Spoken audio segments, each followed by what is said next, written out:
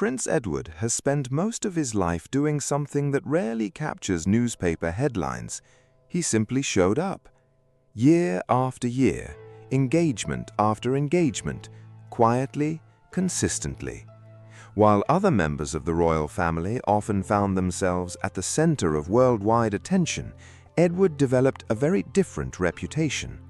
Royal correspondents frequently described him as dependable rather than dramatic, steady rather than outspoken, and committed to duty without seeking the spotlight that so often follows public life. Yet sometimes the quietest figures become the center of the biggest stories, not because they demand attention, but because history unexpectedly finds them. In recent years, a growing number of royal commentators have revisited one of the most intriguing questions surrounding the House of Windsor. It was never simply about a title, nor was it only about an estate. Instead, it centered on something far more significant within the British monarchy: a promise. A promise believed by many royal historians to have originated during the reign of Queen Elizabeth II and Prince Philip themselves. As discussions surrounding that promise intensified, legal experts, constitutional commentators, and royal observers began examining long-established arrangements that had remained largely unnoticed by the public for decades. The more they examined them, the more fascinating the story became. Because beneath centuries of ceremony lies another side of the monarchy, one built on legal agreements, formal documentation, long-term planning, and carefully managed succession. Every royal residence, every hereditary title, every official responsibility, each exists within a framework that extends far beyond tradition alone. That framework has helped preserve the monarchy through changing governments, economic crises, constitutional reforms, and generations of sovereigns. Which is why even the smallest legal detail can suddenly become enormously important, especially when Queen Elizabeth II's long-known intentions become part of the conversation. Hi viewers, if someone spends decades faithfully serving their family, do you believe promises made to them should always be honored? Yes or no? Share your answer in the comments below. And if you enjoy discovering the hidden history, royal traditions, and remarkable stories behind the British monarchy, be sure to subscribe to Royal Family series, because many of the biggest royal moments begin long before they become public. To understand why Prince Edward's name suddenly returned to public discussion, it is necessary to look back many years. Unlike King Charles or Princess Anne, Edward spent much of his royal career working away from constant media attention. His schedule rarely generated sensational headlines, yet official records consistently showed him carrying out hundreds of engagements every year across the United Kingdom and the Commonwealth. Together with Sophie, Duchess of Edinburgh, they became one of the monarchy's most reliable working partnerships. Hospitals, military organizations, educational charities, youth development, international visits, community organizations. Their calendar rarely slowed. Royal experts often noted that while popularity polls tended to focus on more recognizable members of the family, the day-to-day work of the monarchy depended heavily on royals willing to perform hundreds of smaller engagements with little public recognition. Edward became one of those figures. That quiet commitment earned enormous respect inside royal circles. It also reflected values closely associated with both of his parents. Queen Elizabeth II devoted her life to public service. Prince Philip became known for discipline, resilience, and a deep belief that members of the royal family should contribute through action rather than publicity. Many commentators have suggested that Edward inherited much of that outlook. His relationship with Prince Philip appeared especially close during the Duke of Edinburgh's later years. They shared interests in conservation, engineering, and the long-term future of the Duke of Edinburgh Award, one of Prince Philip's most enduring achievements. As Philip grew older, many royal historians observed that Edward increasingly carried forward aspects of his father's public work. Those observations became even more significant after Prince Philip passed away in April 2021. Attention naturally turned toward the future of the Duke of Edinburgh title. For years before Prince Philip's death, Buckingham Palace had publicly stated that it was intended for Prince Edward to receive the title at the appropriate time. That announcement, originally made when Edward married Sophie in 1999, reflected a widely reported understanding within the royal family. Even so, the transition was never immediate. Constitutional procedures mattered, existing titles mattered, and ultimately the authority to create or grant peerages rested with the reigning monarch. When King Charles III formally created Prince Edward as Duke of Edinburgh in March 2023, many observers viewed the decision as the fulfillment of a long-anticipated royal commitment. But among historians and legal commentators, another conversation quietly continued. What exactly had Queen Elizabeth II intended beyond the title itself? That question extended beyond ceremonial honors. It touched on legacy, responsibility, and places deeply connected to Edward's life. One location appeared repeatedly whenever those discussions surfaced: Bagshot Park. Located in Surrey, the historic estate has served as the home of Prince Edward and Sophie for many years. Public records show that the residence has undergone extensive restoration and maintenance over time, with arrangements governed through long-term lease agreements rather than simple assumptions about royal ownership. That distinction mattered because, contrary to popular belief, many royal residences operate under complex legal structures involving the Crown estate, private property, historic agreements, and carefully defined responsibilities. To the public, a palace may appear to belong entirely to the royal family. The legal reality is often far more complicated. Royal historians frequently point out that the monarchy functions through centuries of accumulated law, precedent, contracts, trusts, and constitutional practice. Understanding those details can completely change how a royal story is interpreted. And according to several commentators, that is precisely what began happening as renewed attention focused on Edward's position. What first appeared to be a straightforward discussion about inheritance gradually evolved into something much larger. Questions emerged about long-standing agreements, about Queen Elizabeth II's carefully considered legacy, about the balance between tradition and constitutional procedure. Most importantly, questions arose about whether documents created years earlier carried greater significance than many had previously realized. Those questions did not produce immediate answers. Instead, they encouraged closer examination. Lawyers, historians, royal correspondents, each approached the subject from a different perspective. Together, they began assembling a picture that was far more nuanced than the dramatic headlines suggested. And according to reports that would soon capture widespread attention, one collection of legal documents was about to reshape how many people understood Prince Edward's place within the House of Windsor. Prince Edward's story has never fit the pattern that so often defines modern royal headlines. There have been no dramatic public rivalries, no campaign to reshape his public image, no constant search for attention. Instead, his reputation has been built over decades through something far less glamorous: consistency. That reputation became increasingly important after the passing of Queen Elizabeth II, when the royal family entered one of the most significant periods of transition in its modern history. The accession of King Charles III marked the beginning of a new constitutional era. Every royal household faced adjustment. Long-established responsibilities were reviewed. Patronages changed hands. Military appointments were reassigned. Public expectations evolved almost overnight. Amid those changes, many royal commentators began asking a different kind of question.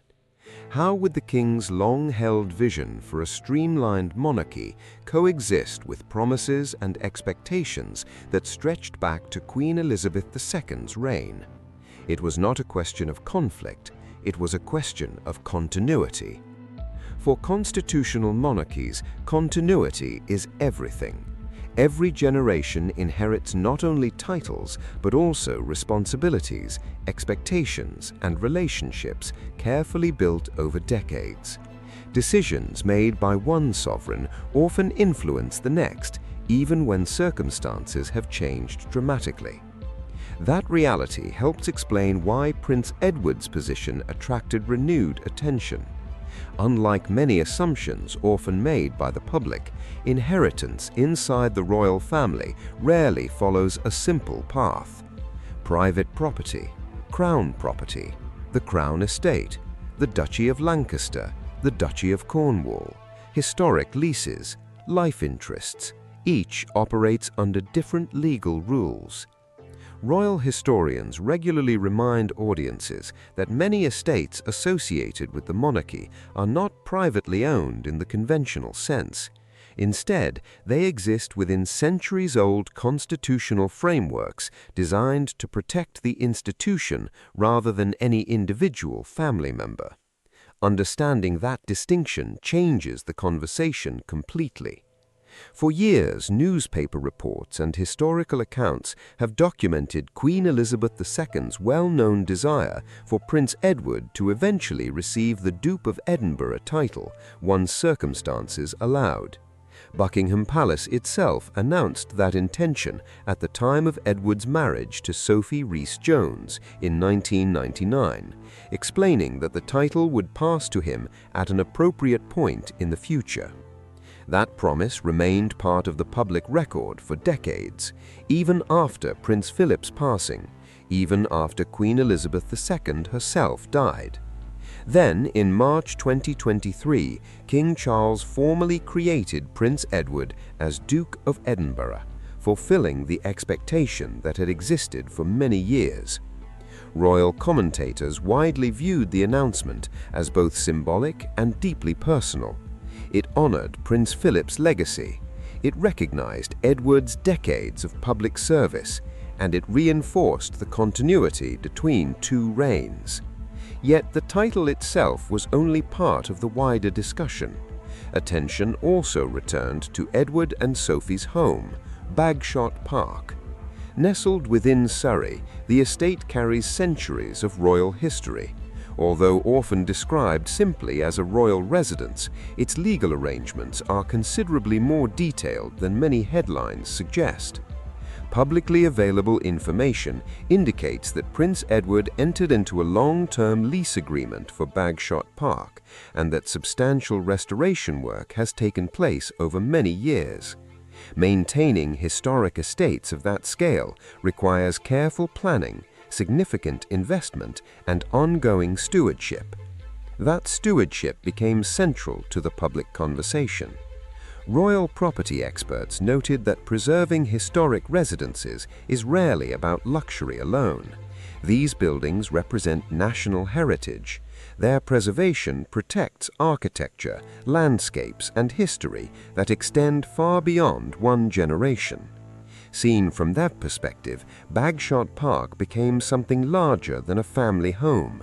It became a symbol of continuity, a symbol of responsibility, a symbol of the quieter side of royal service. Meanwhile, Edward and Sophie continued carrying out engagements across the United Kingdom and overseas. Unlike stories driven by spectacle, their work often unfolded without fanfare. Meeting volunteers, supporting veterans, visiting schools, recognizing charitable organizations, opening community facilities, listening far more than speaking. That consistency gradually reshaped public perception. Polling conducted by several organizations in recent years has often shown favorable views towards the Duke and Duchess of Edinburgh, with many respondents describing them as hard-working and dependable. Royal correspondents have similarly noted that their willingness to undertake a broad range of engagements has become increasingly valuable as the number of working royals has reduced. Such observations are, of course, matters of public commentary rather than constitutional fact. Even so, they reveal an important shift. Recognition earned quietly often lasts longer than attention gained suddenly. As these discussions continued, legal specialists occasionally entered the conversation to explain another aspect often overlooked by the public. Inheritance does not always mean ownership. Sometimes it means responsibility. Sometimes it means stewardship. Sometimes it means accepting obligations that future generations are expected to preserve. Within the monarchy, that distinction carries enormous significance. The institution itself has always been designed to outlast individual lives. Every sovereign acts as a temporary guardian of traditions that began centuries earlier and will likely continue centuries into the future. Viewed through that lens, Prince Edward's story becomes less about receiving something and more about protecting something.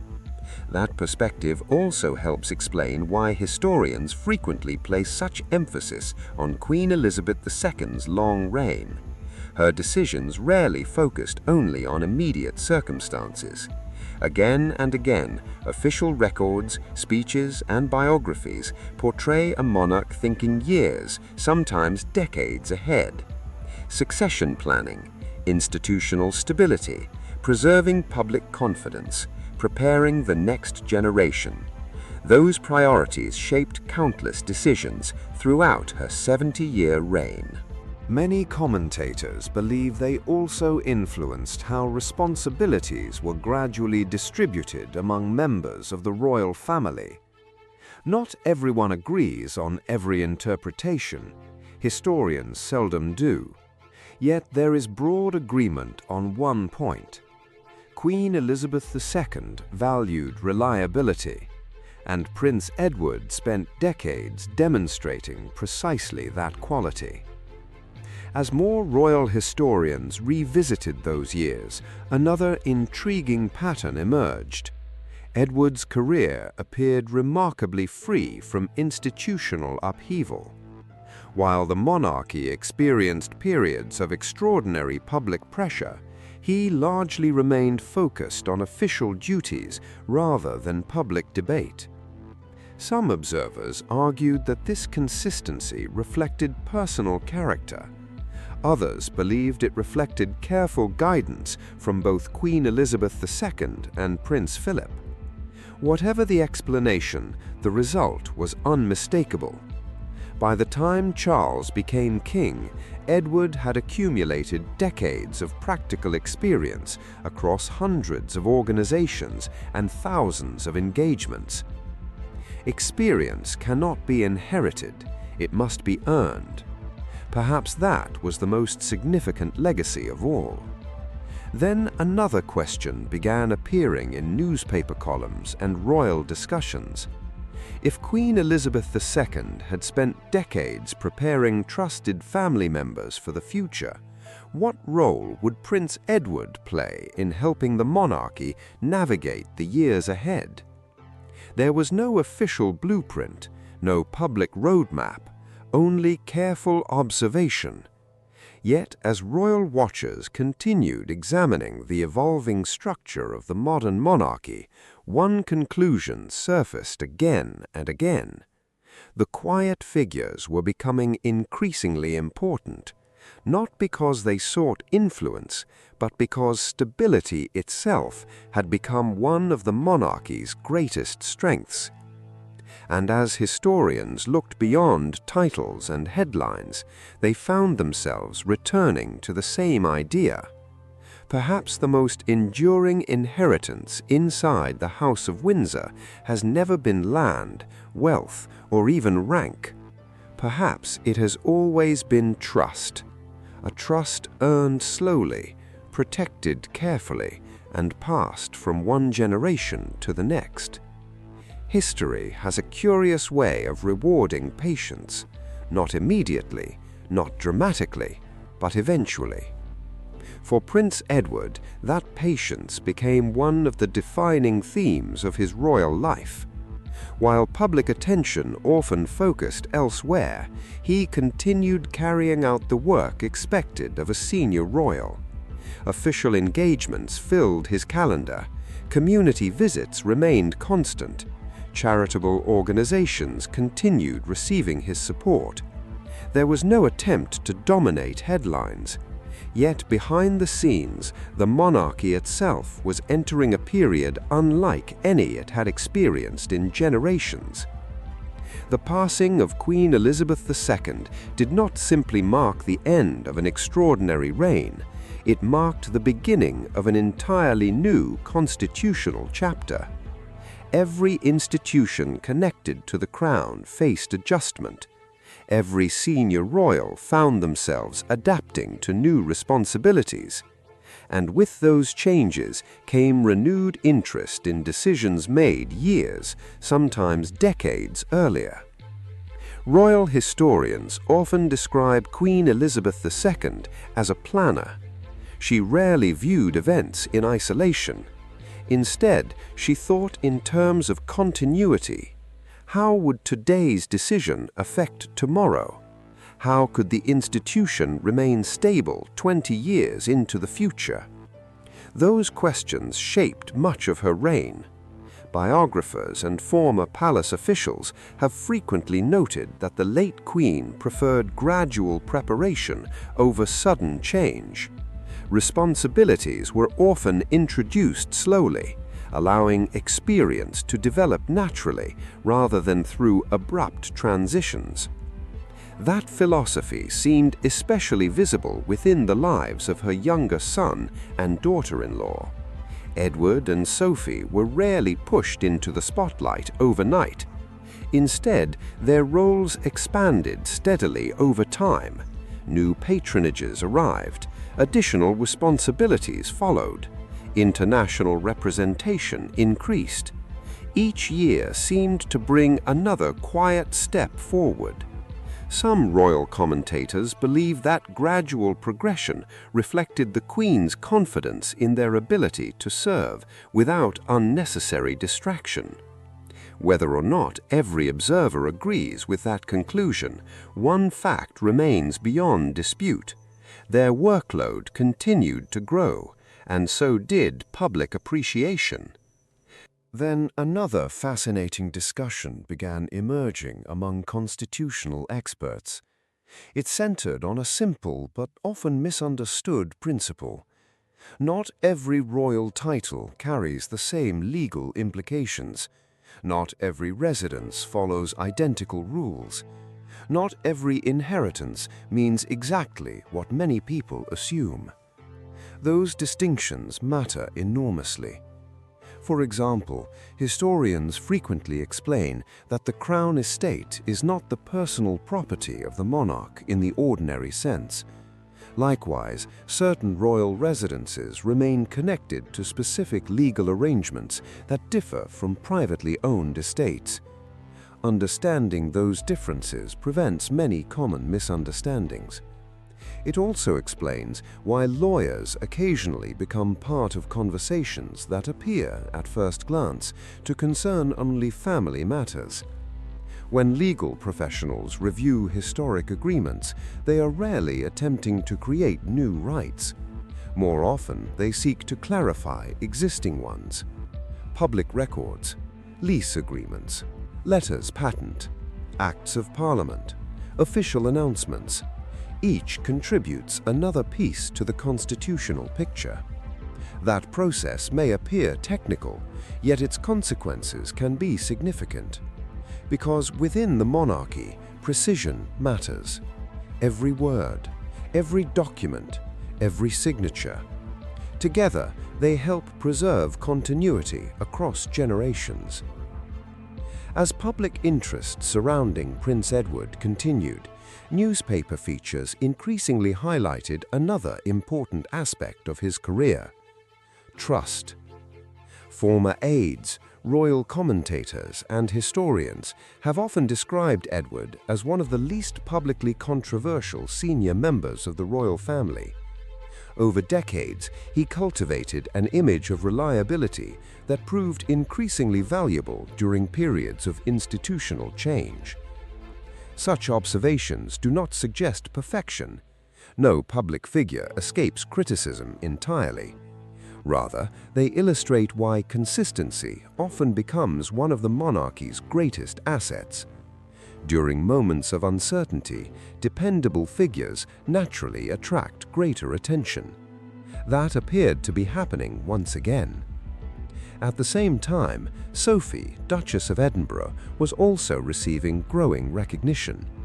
For years, she had quietly developed a reputation for thoughtful diplomacy and consistent charitable work. International visits, support for women's rights initiatives, assistance to military families, and advocacy for people living with visual impairments all contributed to her public profile. Royal correspondents increasingly described Edward and Sophie as one of the institution's strongest working partnerships, not because they sought publicity, but because they delivered results. Together, year after year. That observation carried particular significance as discussions about the future of the monarchy intensified. King Charles had repeatedly spoken about ensuring the institution remained focused, effective, and capable of serving modern Britain. Achieving that goal required experienced people familiar with constitutional tradition, people capable of representing the crown across countless engagements each year. From that perspective, Edward's decades of experience became increasingly valuable. Then another intriguing pattern began attracting attention. Whenever historians examined Queen Elizabeth II's final years, they frequently returned to one central theme: preparation. Preparation for succession. Preparation for continuity. Preparation for stability. The Queen understood better than anyone that institutions survive only when the next generation is ready before responsibility arrives. That lesson shaped her reign. It also influenced public interpretation of many later decisions involving senior members of the royal family. As commentators revisited official announcements, speeches, and constitutional developments, many concluded that the late Queen consistently sought to strengthen the institution rather than elevate individuals. That distinction is crucial, because the British monarchy has never existed solely for one family member. It exists to provide continuity across generations. Viewed through that lens, Prince Edward's story becomes less about receiving recognition and more about fulfilling responsibilities that had gradually expanded over decades. Perhaps that explains why so many royal historians describe him as one of the monarchy's quiet stabilizers. He rarely dominates public debate, yet his presence reinforces institutional continuity. Sometimes the strongest foundations remain almost invisible until pressure arrives. Then everyone notices what has been holding everything together. Public reaction reflected that realization. Readers who had previously paid little attention to Edward found themselves revisiting documentaries, interviews, and official engagement records. Media coverage increasingly highlighted the sheer volume of work undertaken by both Edward and Sophie. The numbers surprised many people. Hundreds of appearances each year, thousands over a lifetime, almost all completed without fanfare, without spectacle, without expectation of applause. That discovery reshaped public perception. It also reminded audiences that modern monarchy depends as much upon consistent service as ceremonial grandeur. Then another important voice entered the wider conversation: Princess Anne. Although she rarely comments publicly on internal family matters, Anne has long been regarded by historians as one of the hardest working members of the royal family. Like Edward, she built her reputation through decades of steady service rather than dramatic public moments. Royal commentators have often observed similarities between the two siblings: discipline, practicality, duty, a preference for action over publicity. Those shared qualities strengthen the broader narrative surrounding the king's working family, not one built upon celebrity, but upon commitment. As constitutional discussions continued, historians increasingly suggested that this generation of senior working royals represented something unique. Together, they embodied different aspects of Queen Elizabeth II's legacy. Charles carried the responsibilities of the sovereign. Anne exemplified unwavering dedication. Edward demonstrated quiet reliability. William prepared for the future. Each role complemented the others. Each contributed to institutional stability. And perhaps that was the greatest revelation of all. The story had never truly been about one legal document, or one title, or one estate.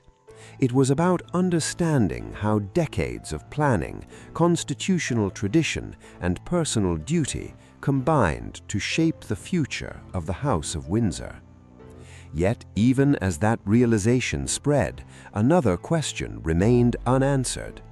As King Charles continued shaping the monarchy for a new era, how would these trusted family members influence the institution in the years still to come? That answer, many royal observers believed, was only just beginning to unfold.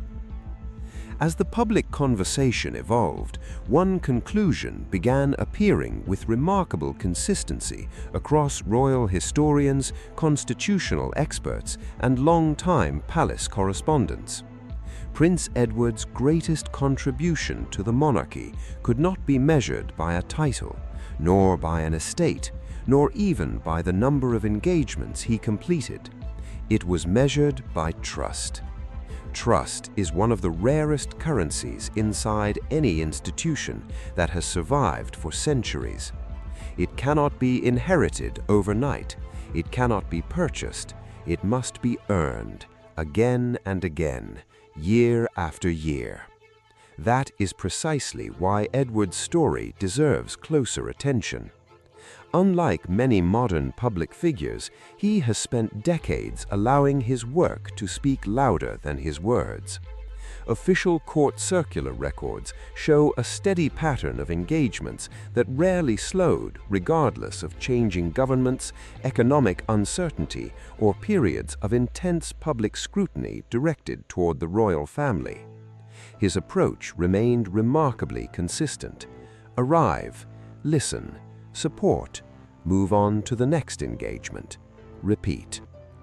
It is not the kind of work that usually dominates newspaper front pages, yet constitutional monarchies are not sustained by headlines alone.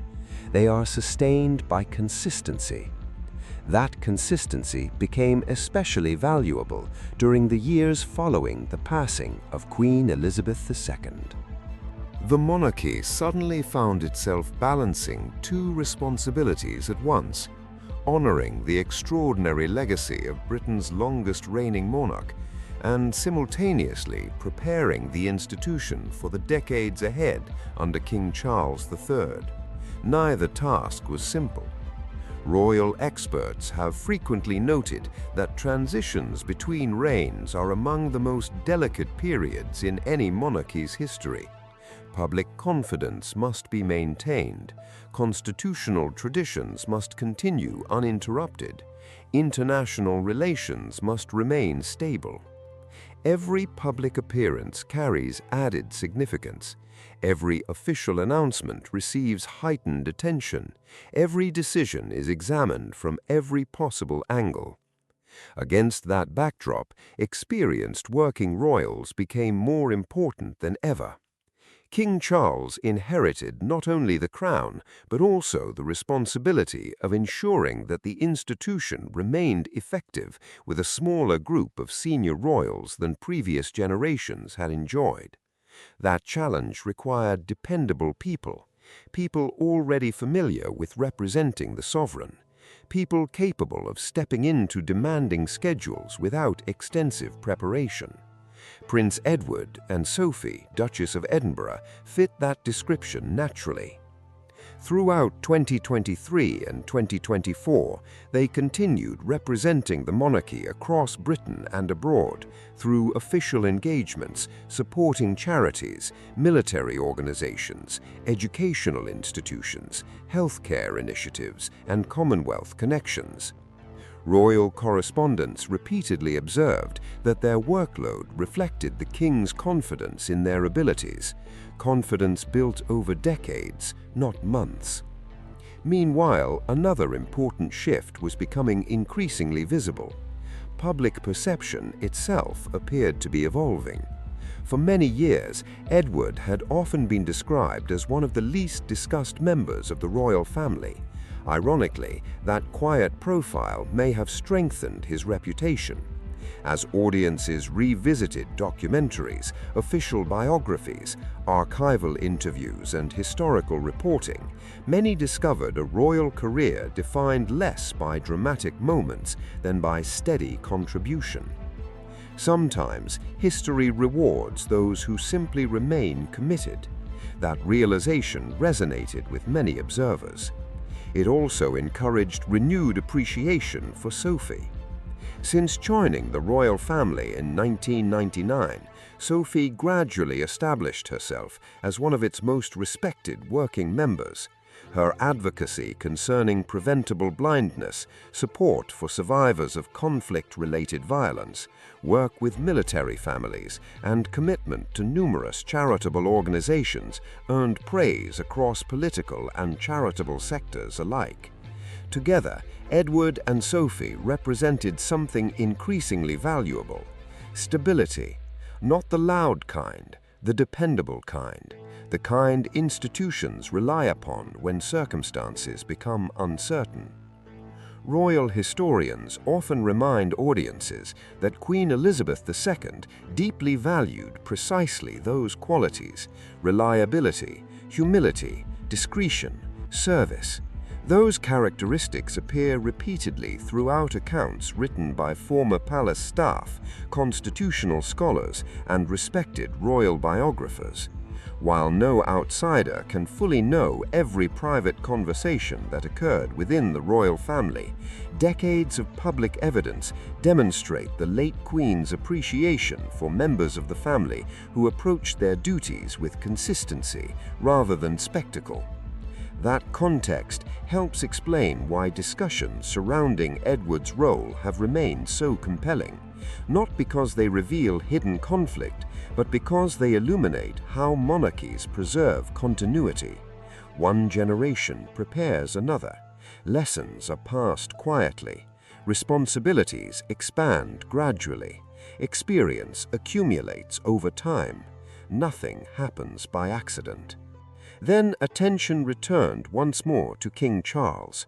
Throughout his reign, the king has repeatedly emphasized the importance of public service, environmental stewardship, interfaith dialogue, and maintaining the relevance of the monarchy within modern society.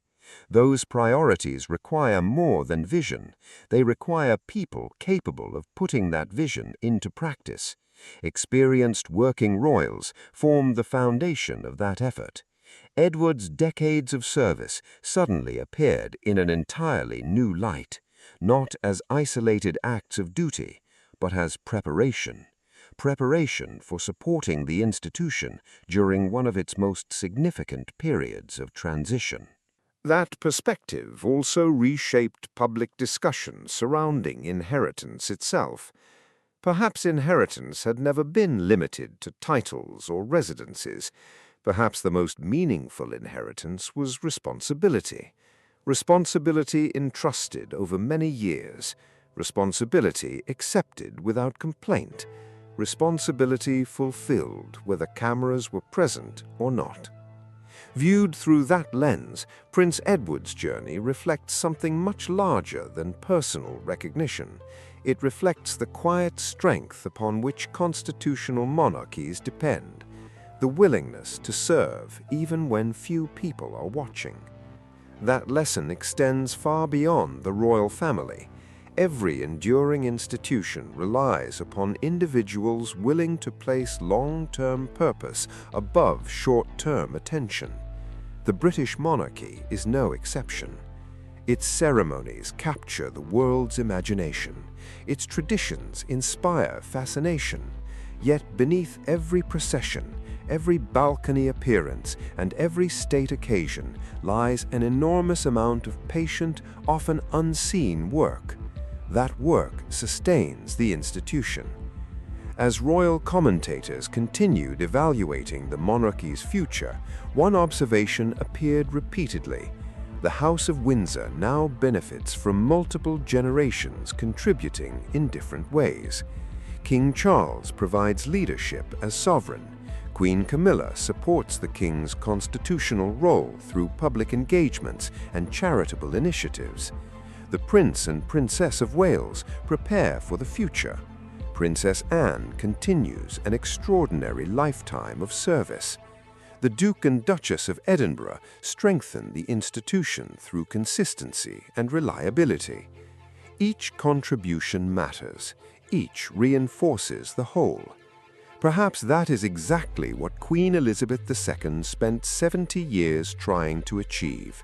Not a monarchy dependent upon one individual, but one supported by a family committed to public service across generations. If so, that vision continues today, quietly, steadily, almost exactly as she intended. Yet one final chapter of this remarkable story still remained, because once the discussion moved beyond titles, estates, and legal arrangements, it arrived at a far more profound question. What is the true legacy of a lifetime spent in service to the crown? The answer, many believe, reveals far more about Prince Edward and the future of the monarchy than any inheritance ever could. Prince Edward's journey through the modern history of the British monarchy leaves behind a lesson that reaches far beyond royal titles, historic residences, or constitutional procedures. It is ultimately a story about time. Time spent serving, time spent waiting, time spent proving that loyalty is measured not by words, but by actions repeated over decades.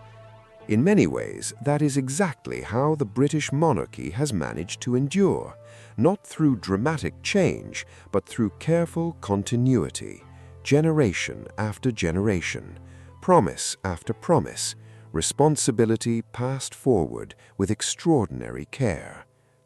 Looking back now, it becomes easier to understand why so many royal historians continue returning to the final years of Queen Elizabeth II's reign. She was never simply preparing for the next public engagement. She was preparing the institution itself.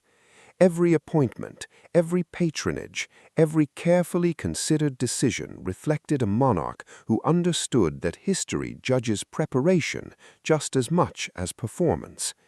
Throughout her reign, she often demonstrated remarkable patience when shaping the future of the crown. Nothing was rushed, nothing appeared accidental. The same principle can be seen throughout the lives of those who remained closest to the institution. King Charles spent more than 70 years preparing to become sovereign. Princess Anne devoted a lifetime to public service. Prince William gradually assumed increasing constitutional responsibilities. Prince Edward quietly built one of the most consistent records of service within the modern royal family. Each journey looked different, yet all reflected the same principle: duty before recognition. As historians continue examining the transition from Queen Elizabeth II to King Charles III, they frequently emphasize that continuity remains the monarchy's greatest strength. Governments change, prime ministers come and go, public expectations evolve, technology transforms society. Yet the crown survives because every generation prepares another before stepping aside. That preparation cannot be accomplished through ceremonies alone. It requires people, experienced people, trusted people, people willing to carry responsibilities regardless of whether cameras happen to be watching. Prince Edward has become one of those people. Official engagement records reveal thousands of appearances over decades, visits to hospitals, military regiments, schools, community organizations, charitable foundations, international partners. Many received little national media attention, yet together they created something far more valuable than headlines. They created confidence. Confidence among charities, confidence among volunteers, confidence among organizations that knew the royal family would continue supporting their work year after year. That reliability became one of Edward's defining characteristics. It also reflected values consistently associated with both Queen Elizabeth II and Prince Philip. Neither believed public service should depend upon publicity. Instead, they believed service itself carried intrinsic value. That philosophy appears to have shaped Edward's career from beginning to end. Perhaps that explains why discussions surrounding his role continue attracting interest from historians and royal observers alike. Not because they reveal hidden drama, but because they illustrate how constitutional monarchy actually functions beneath the ceremonial pageantry. Behind every procession lies preparation. Behind every title lies legal history. Behind every tradition lies generations of careful stewardship. The public often sees the finished picture. Historians study the foundations beneath it. Those foundations reveal something remarkable. The monarchy is not sustained by one individual. It survives because each generation contributes something unique. King Charles brings experience gained across decades as Prince of Wales. Queen Camilla has devoted herself to causes including literacy, osteoporosis awareness, domestic violence prevention, and support for survivors of abuse, expanding her own role through public service after becoming queen. The Prince and Princess of Wales continued developing long-term initiatives focused on homelessness, mental health, environmental protection, and early childhood development. Princess Anne remains widely recognized as one of the hardest-working members of the royal family, maintaining an extraordinary schedule of official engagements. The Duke and Duchess of Edinburgh strengthened that foundation through consistent representation across Britain, the Commonwealth, and countless charitable organizations.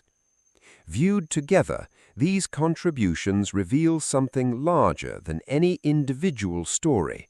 They reveal an institution adapting, carefully, gradually, just as it has for centuries. That adaptation may not always satisfy every observer. Royal commentators frequently hold differing opinions regarding the pace of change, the size of the working royal family, or the direction the institution should take. Such debate is neither new nor unexpected. It has accompanied nearly every reign in modern history. Yet one principle has remained remarkably consistent. The monarchy survives by balancing tradition with evolution. That balance requires experience, it requires trust, it requires individuals prepared to place institutional stability ahead of personal attention. Prince Edward's career demonstrates exactly that approach. His story reminds audiences that history often remembers those who quietly carried responsibility when others were focused elsewhere. That lesson extends beyond the walls of Buckingham Palace.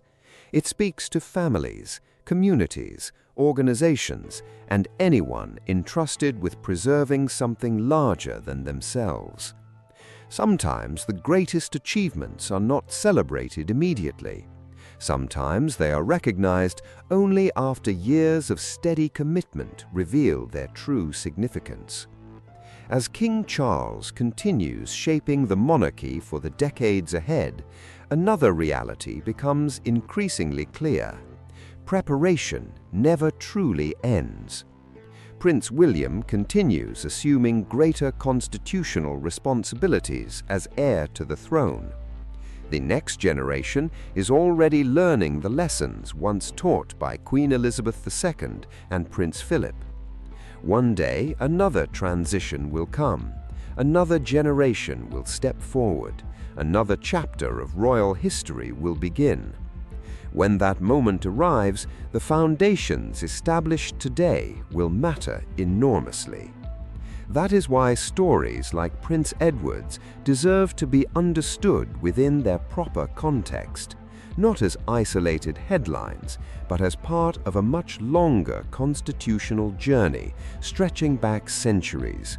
A journey built upon patience, responsibility, trust, and continuity.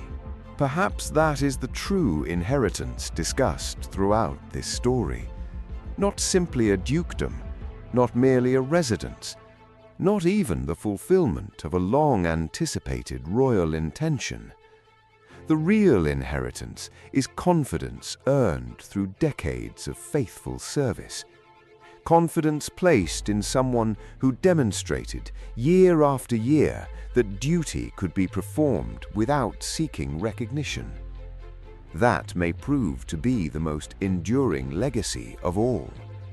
Because long after individual headlines disappear, long after public debates move on, long after today's conversations become tomorrow's history, the qualities that preserve institutions remain remarkably unchanged. Integrity, commitment, patience, service. Those are the qualities that shaped Queen Elizabeth II's reign. They are the qualities that Prince Philip championed throughout his life. They continue to influence King Charles as he leads the monarchy into a new era. And they are qualities that many royal observers believe Prince Edward has quietly embodied throughout his decades of public life. History has a way of rewarding that kind of consistency. Not always immediately, sometimes not even within a single generation, but eventually. Because history rarely asks who attracted the loudest applause. Instead, it asks a far more important question. Who was still standing when duty called? For Prince Edward, the answer appears throughout a lifetime of service. And perhaps that is why his place within the story of the House of Windsor has become more meaningful with every passing year. The British monarchy will continue evolving. New responsibilities will emerge. Future kings and queens will face challenges impossible to predict today. Yet if the past has taught anything, it is that institutions endure when they are supported by people willing to place service above self. That lesson remains as relevant today as it was generations ago, and it may well become one of the defining themes of this new royal era. But one fascinating question still remains unanswered.